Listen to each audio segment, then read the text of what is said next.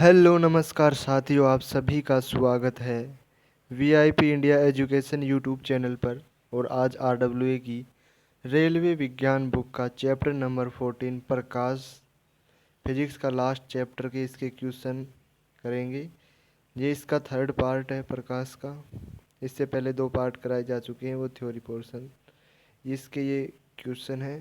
इसके बाद में chemistry and biology next video से। विगत वर्षों में पूछे गए महत्वपूर्ण परीक्षा उपयोगी प्रश्न। क्वेश्चन नंबर फर्स्ट है, प्रकाश खालिस्तान में संचरित होता है। राइट आंसर होगा सीधी रेखा में। क्वेश्चन नंबर दो, प्रकाश की गति होती है। राइट आंसर होगा 3 × 10⁸ मीटर पर सेकेंड। क्वेश्चन नंबर तीन, निम्न में से कौन सा सही नहीं है। ऑप्शन ए, अलग अलग माध्यम में प्रकाश की चाल अलग अलग होती है। ऑप्शन बी, दिए गए माध्यम में प्रकाश की चाल अलग अलग रंगों के लिए अलग अलग होती है। ऑप्शन सी, आपतन और अपवर्तन कोण बराबर होते हैं। ऑप्शन डी, आपतित किरण अपवर्तित किरण और आपतन पर पृष्ठ का अभिलंब एक ही तल में होता है। इसका राइट आंसर हो जाएगा ऑप्शन नंबर सी, आपतन और अपवर्तन कोण बराबर होता है। ये गलत है।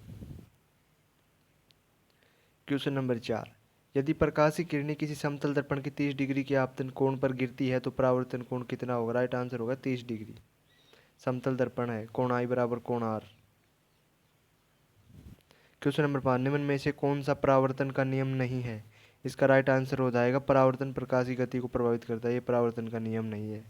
बाकी तीनों परावर्तन के नियम है, A B C option. Question number छः, जब प्रकाश सघन माध्यम से विरल माध्यम प्रवेश करता है धीमा तथा खालिस्तान हो जाता है। राइट आंसर हो जाएगा नॉर्मल से दूर झुकता है। क्वेश्चन नंबर सात, समतल दर्पण में बनने वाले प्रतिबिंब की प्रकृति क्या होती है। राइट आंसर आभासी और सीधा। क्वेश्चन नंबर आठ, समतल दर्पण में बनने वाले प्रतिबिंब की स्थिति क्या होती है। राइट आंसर दर्पण के पीछे। क्वेश्चन नंबर नौ, जब किसी अपारदर्शी वस्तु पर प्रकाश आपतित होता है तो हम उसकी ज्यामितीय छाया देखते हैं। ऐसा किस कारण से होता है। राइट आंसर होगा प्रकाश की एक सीधी रेखा में यात्रा करने से। क्वेश्चन नंबर 10, दर्पणों द्वारा प्रतिबिंब के बनने में शामिल परिघटना होती है। राइट आंसर होगा परावर्तन।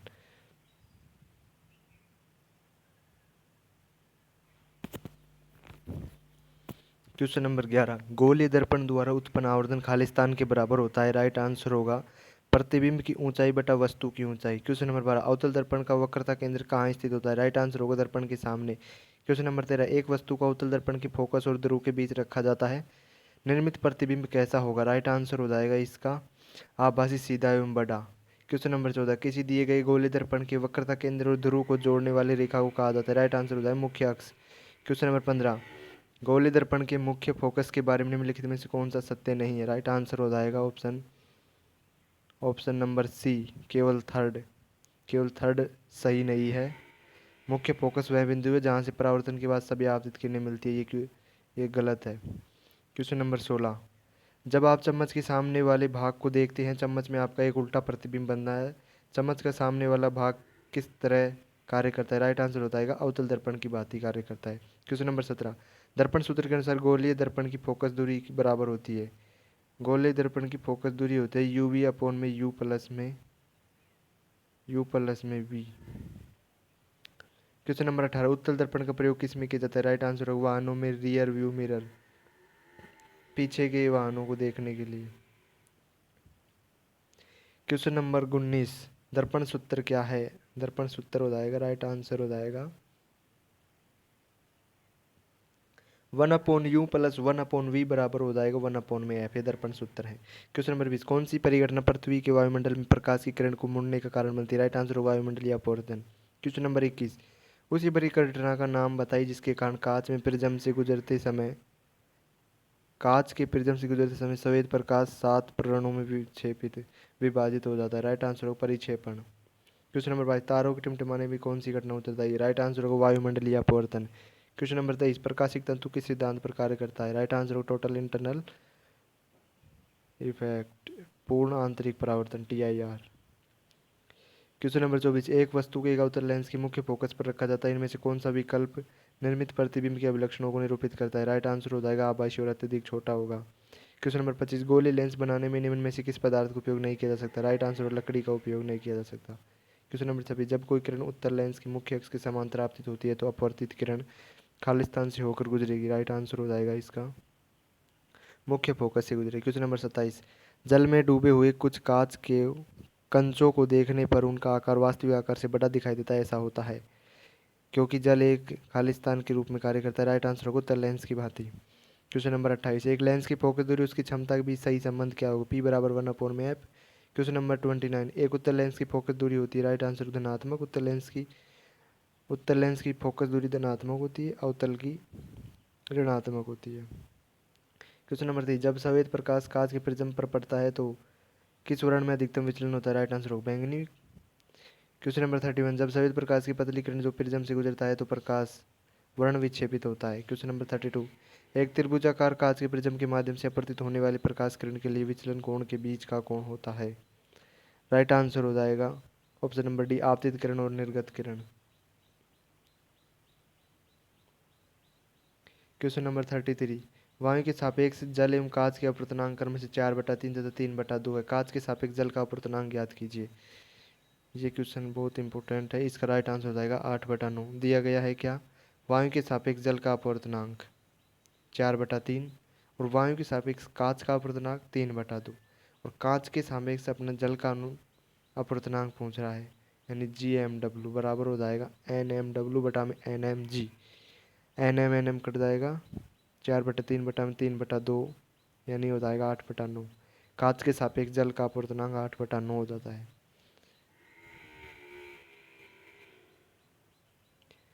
अपनों को पूछा है कांच के सापेक्ष जल का अपवर्तनांक, तो जल के अपवर्तनांक को ऊपर रखेंगे और कांच के अपवर्तनांक को नीचे रखेंगे, उससे मान आएगा। क्वेश्चन नंबर 34, जल तथा कांच के अपवर्तनांक क्रम से 1.35 तथा 1.50। यदि प्रकाश किरण कांच से जल में जा रही है तो उसका अपवर्तनांक होगा। राइट आंसर हो जाएगा 0.9। दिया गया है क्या? वाटर का 1.35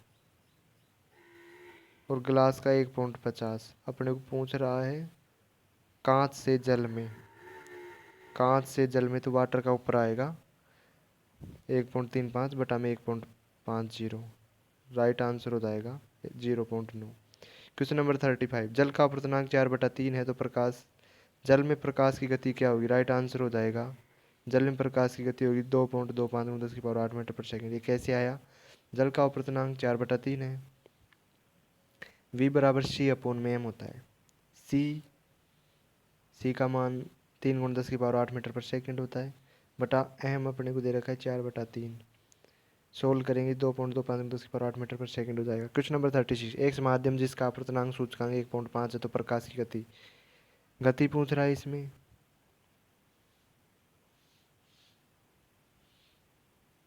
दिया गया है माध्यम का अपवर्तनांक 1.5, प्रकाश की गति पूछ रहा है। अपवर्तनांक निर्वात में प्रकाश की चाल बटा माध्यम में प्रकाश की चाल, ये अपवर्तनांक होता है। तो माध्यम प्रकाश की चाल 3 × 10⁸ बटा 1.5 हो जाएगा 2 × 10⁸ मीटर पर सेकेंड। क्वेश्चन नंबर 37, किसी उत्तल दर्पण की वक्रता त्रिज्या 15 सेमी है। नई कार 3 चिन्ह परिपाटी का पालन करते हुए मुख्य फोकस पर स्थित होगा। राइट आंसर हो जाएगा इसका वक्रता त्रिज्या 15 सेंटीमीटर, फोकस दूरी R/2 हो जाएगी। F बराबर 15/2 यानी 7.5। चूंकि उत्तल दर्पण है तो प्लस आएगी फोकस लेंथ। क्वेश्चन नंबर 38, किसी अवतल दर्पण का फोकस इसके ध्रुव से 16 सेंटीमीटर दूरी पर है। इसकी वक्रता केंद्र ध्रुव से खाली स्थान दूरी पर स्थित होगा। दिया गया है फोकस 16 सेंटीमीटर फोकल लेंथ, वक्रता त्रिज्या 2 गुना फोकस दूरी की होती है। R बराबर 2 × 16 यानी R बराबर 32 सेंटीमीटर आ जाएगा। क्वेश्चन नंबर 39, 45 डिग्री कोण पर झुकी दो दर्पणों के बीच रखी वस्तु कितने प्रतिबिंब बनाएगी? थीटा बराबर 45 डिग्री है, N बराबर होगा 360 बटा में थीटा। क्यों होगा 360 बटा में थीटा? क्योंकि N क्या है? सम।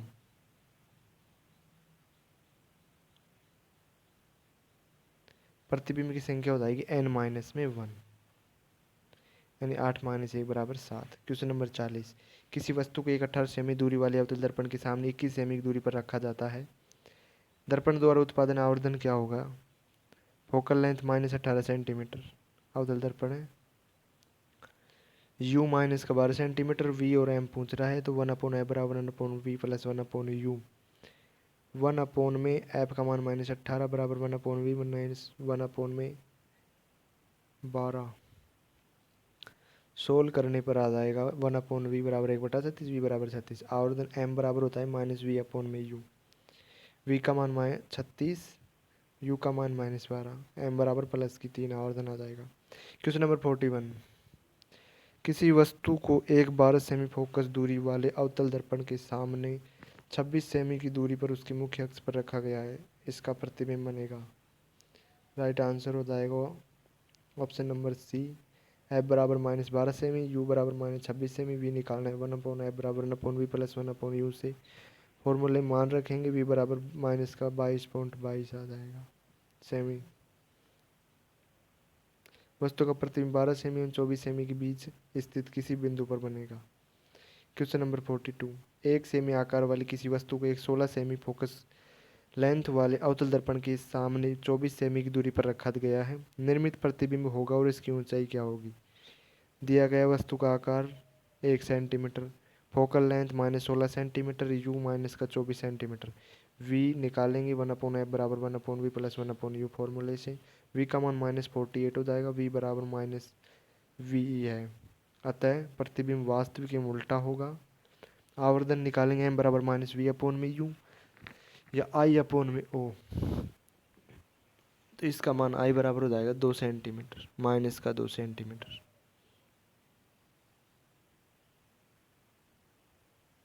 क्वेश्चन नंबर 43, किसी वस्तु को 15 सेमी फोकल दूरी वाले अवतल दर्पण के सामने रखा जाता है और इसका प्रतिबिंब वस्तु की ओर 15 सेमी की दूरी पर बनता है। दर्पण से वस्तु की दूरी क्या होगी।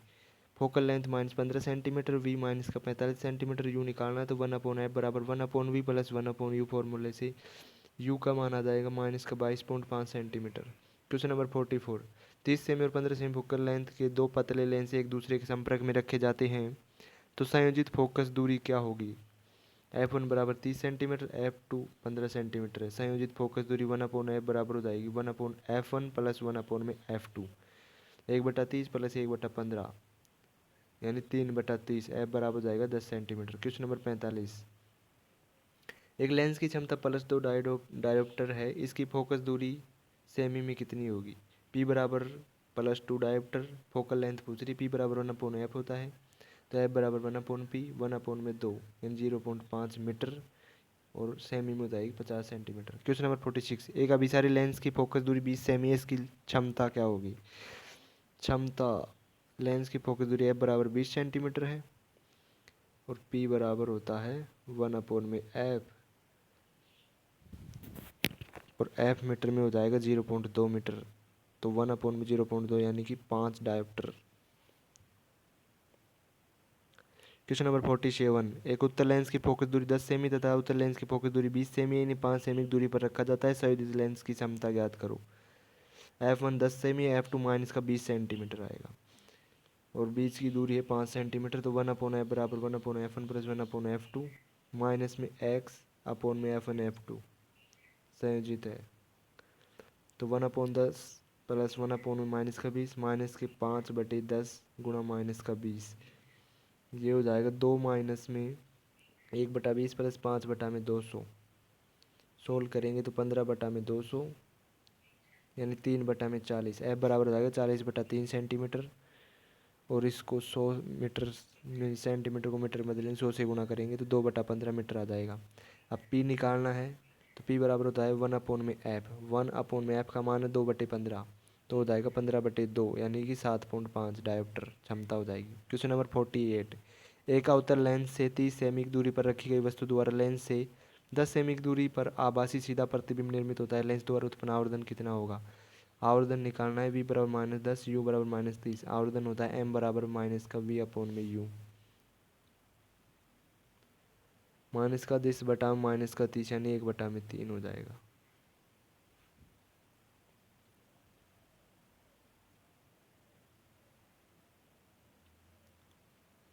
अवतल लेंस की आवर्धन क्षमता धनात्मक ऋणात्मक होती है। क्वेश्चन नंबर 49, 12 सेमी लंबे एक वस्तु को अवतल लेंस से 50 सेमी की दूरी पर रखा जाता है, इस वस्तु का 8 सेमी लंबा आभासी प्रतिबिंब लेंस से कितनी दूरी पर प्राप्त होगा। U बराबर माइनस का 15 सेंटीमीटर, ऑब्जेक्ट 12 सेंटीमीटर है, इमेज 8 सेंटीमीटर, V निकालना है तो M बराबर V अपॉन में U या I अपॉन में O। तो v बटा में -15 u का मान बराबर में i 8/12, यानी v बराबर हो जाएगा -15 गुणा 8/12 एन -10 सेंटीमीटर। Question number 50। एक वस्तु को 20 सेमी फोकस दूरी वाले एक उत्तल लेंस से 50 सेमी की दूरी पर रखा गया है। इसका प्रतिबिंब लेंस से कितनी दूरी पर बनेगा?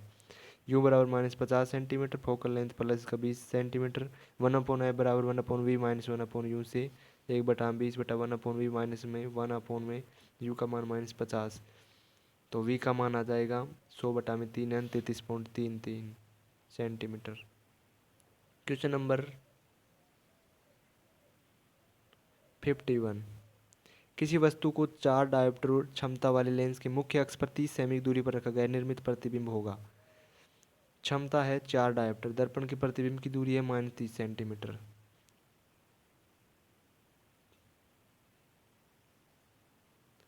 पी हो जाएगा 100 में, एफ बराबर 100/4 यानी कि 25 सेंटीमीटर फोकल लेंथ हो जाएगी। लेंस के सूत्र से 1/f बराबर 1/v माइनस 1/u, 1/25 बराबर 1/v प्लस 1/30 और 1/v बराबर जाएगी 1/25 माइनस 1/30, यानी 1/v बराबर जाएगी 6 माइनस 5/150, यानी कि प्लस का 150।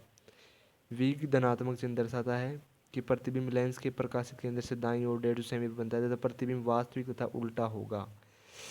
Thanks for watching, like the video, subscribe the channel. इसका PDF लिंक डिस्क्रिप्शन में दिया जाएगा, वहाँ से डाउनलोड कर सकते हैं। और chemistry biology class next video से स्टार्ट हो जाएगी। फिजिक्स कंप्लीट हो चुकी है, रेलवे विज्ञान बुक। Thank you.